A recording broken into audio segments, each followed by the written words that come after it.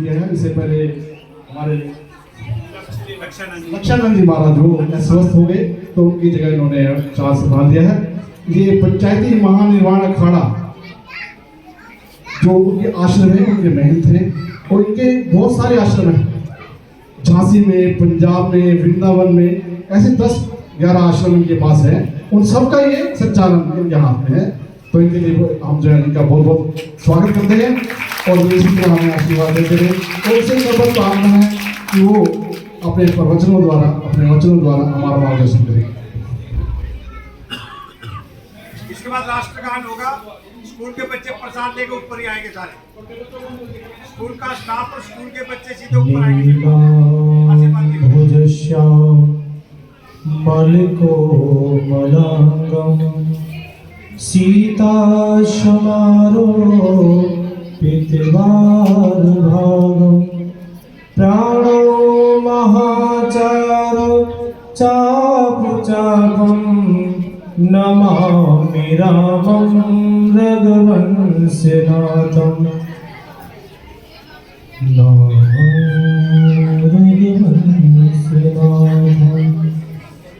गुरुर्ब्रह्मा गुरुर्विष्णु गुरुर्देवो महेश्वर गुरु साक्षात् परब्रह्म तस्मै श्री गुरुवे नमः। अखंड मंडलाकारं व्यातनेन चराचरं तत्पदं दर्शितं न तस्मै श्री गुरुवे नमः। बोल सद्गुरुदेव भगवान की जय। श्याम रामचंद्र की जय। पवन सुत हनुमान की गणपति महादेव की जय। मर्यादा पुरुषोत्तम राम की जय। आज हम सभी भाई बंधु, माता बहन और संतजन सभी लोग हम आज 26 जनवरी का उत्सव मना रहे हैं। और सबसे बड़ी खुशी की बात ये भी है कि आज हनुमान जी की मूर्ति स्थापना का दिवस है।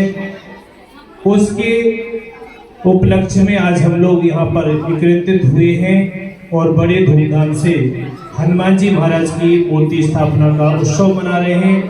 तो सभी को हमारी तरफ से बहुत बहुत साधुवाद और बहुत बहुत बधाई हो। और परम पूजनीय महाराज जी को भी बहुत बहुत बधाई हो। और महाराज जी बड़े ही सरल स्वभाव के भी हैं और इनके अंदर कहते ना बड़ा ही बहुत बड़ा सागर है जिसमें हम लोग इनके समाते हैं नहीं हैं। और कहते ना कि सब लोग हम लोग विराजमान इनके दिल में हो जाएंगे तब भी बहुत बड़ा है दिल इनका। तो ऐसे महाराज जी को बहुत बहुत साधुवाद, धन्यवाद कि हम जैसे छोटे साधुओं को बुला करके और हम लोगों को बड़ा ही दिल बना देते हैं। कहते ना हम हैं तो छोटे लेकिन बुला करके बड़ा बना देते हैं। कहते हैं बड़े हो लेकिन हम लोग छोटे ही रहेंगे। महाराज जी आप तो बड़े हो। तो इस महाराज जी आपकी जय हो। और दो शब्दों में बात कहूंगा। वैसे सबने अपने अपने प्रवचन दे दिए हैं और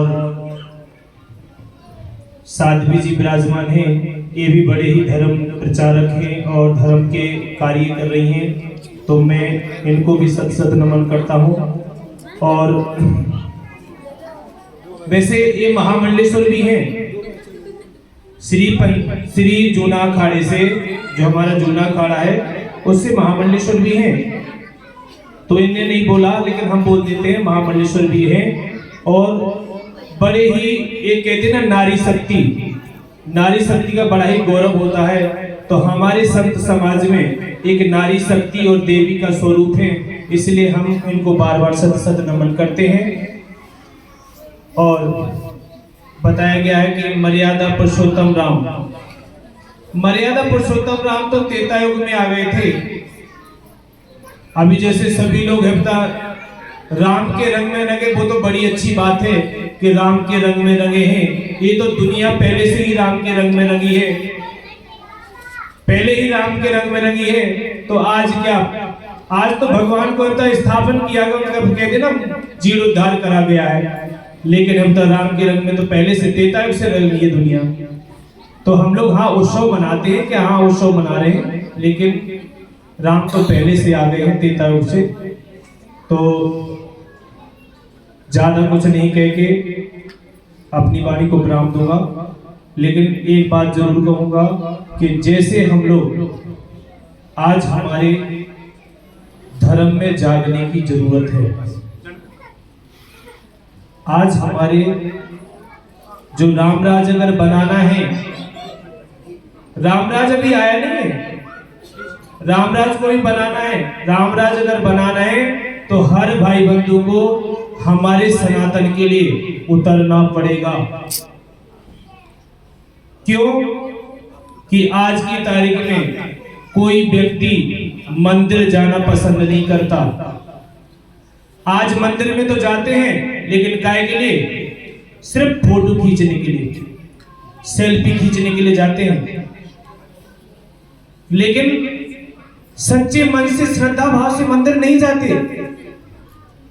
ना भगवान की पूजा करते, आराधना करते, जप करते, साधन करते, नहीं, स्वार्थ के लिए जाते हैं मंदिर। और सिर्फ कहते ना पर्यटक बन के जाते हैं, तो सेल्फी खींची भगवान के साथ, बराबर खड़े होकर सेल्फी खींचते हैं आजकल। अपनी बराबरी और भगवान की बराबरी बराबर करते हैं। ये हो गया आज के चलन, नई युवा पीढ़ी है अपना रही है। तो इसलिए रामराज हमारा नहीं आया। जब तक हम भगवान को सिंहासन पर नहीं बैठाएंगे और हम चरणों में नहीं बैठेंगे, तब तक रामराज नहीं आएगा। रामराज तभी आएगा जब भगवान सिंहासन पर बैठे और हम उनके चरणों में बैठे, तब रामराज आएगा। आज भगवान के बराबर में खड़े होकर फोटो खिंचवाते हैं, सेल्फी खींचते हैं। कम से कम भगवान की मर्यादा तो रखो, गुरुओं की मर्यादा तो रखो, नहीं। और सबसे बड़ी विडंबना की बात ये भी है कि आजकल की जो नई युवा पीढ़ी है ना, वो माँ बाप की कदर नहीं करती। अगर माँ बाप की कदर करते होते तो आज माताएं वृद्धाश्रम में ना जाती। आज माताओं को दर दर भटकना पड़ रहा है, दर दर की ठोकरें खाना पड़ रही माँ बाप को। आज कहते ना कि विदेशों की ब्याह तो कर लाते हैं और अब तक माँ बाप की सेवा नहीं करती, माँ बाप को ढक्का दो आकर के वृद्धाश्रम भेज देती हैं। तो इसलिए हमें अपनी नई युवा पीढ़ी को सुधारना होगा, बच्चों में संस्कार देना होगा, तभी माँ बाप की सेवा करेंगे।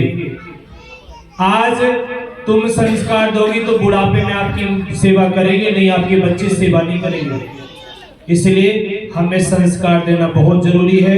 हम तो आप लोगों से सभी से ये निवेदन करेंगे कि अपने अंदर संस्कार डालो और संस्कार पे चलो। आज की नई युवा पीढ़ी को कितनी समझा लो, इस कान से सुनेगी, इस कान से उड़ा देगी, लेकिन समझेगी नहीं। तो इसलिए रामराज तभी आएगा जब हम संस्कार डालेंगे। आज गुरुओं की बराबरी करने लगे लोग, गुरुओं की सिंहासन के पास बैठ जाते हैं। लेकिन हम आपको एक बात बता दें कि शंकराचार्य का पद इतना बड़ा होता है। हमारे 4 वेदों के जो शंकराचार्य, 4 पीठों के शंकराचार्य हैं, आज उनका पद कितना ऊंचा है, लेकिन आज उनको मूर्ति स्थापना में नहीं बुलाया गया। आज महामंडलेश्वर का पद कितना बड़ा होता है, शंकराचार्य का प्रतिनिधि करता है महामंडलेश्वर, शंकराचार्य का प्रतिनिधि करता है महामंडलेश्वर। एक चोला ऐसे नहीं पहन लिया, चोला के लिए त्याग करना पड़ता है।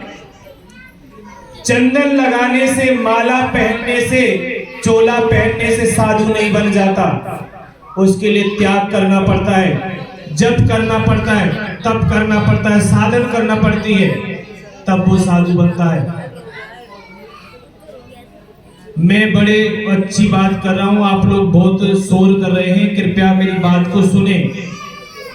साधु को आज कोई मर्यादा नहीं करता, ना उसको गिनता है, ना साधु की इज्जत करता।